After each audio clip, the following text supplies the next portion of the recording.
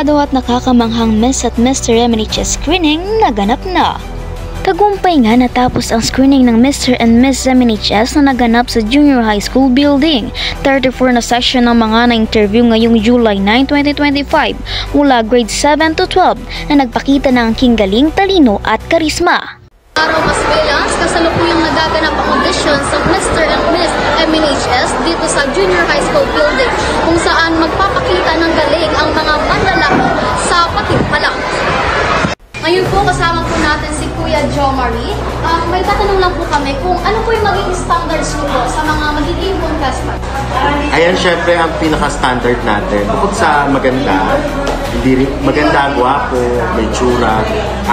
Syempre kailangan may dating din sa sagot, kung paano siya sumagot, kung paano niya ilalahad yung mga katanungan namin, kung paano niya i-express yun. And at the same time, confidence sa sarili. Yun ang pinakamahalaga. Okay, maraming salamat po, Kuya Jo. Thank you. Ngayon, kasama po natin ang isa sa magiging manlalako. Ang tulungan ko sa iyo is, anong nararamdaman mo na isa ka sa magiging kalahok sa Mr. and Miss Masville National High School? Ang nararamdaman ko po ngayon ay mayroong konting kaba, pero dahil po sa pag-support sa akin ng aking pamilya, ng aking mga kaibigan, at ng Diyos, and I believe that with the grace of the Lord, I can do it. Thank you po, Miss Justy. Sino po yun natin kasama ang contestant number 13 na si?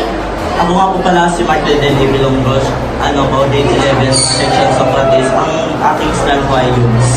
Anong nararamdaman mo sa patimpalak na ito? Ano po, kabado po kasi hindi naman po ako sumasali sa mga ganitong event. Okay, salamat. Michael Denny.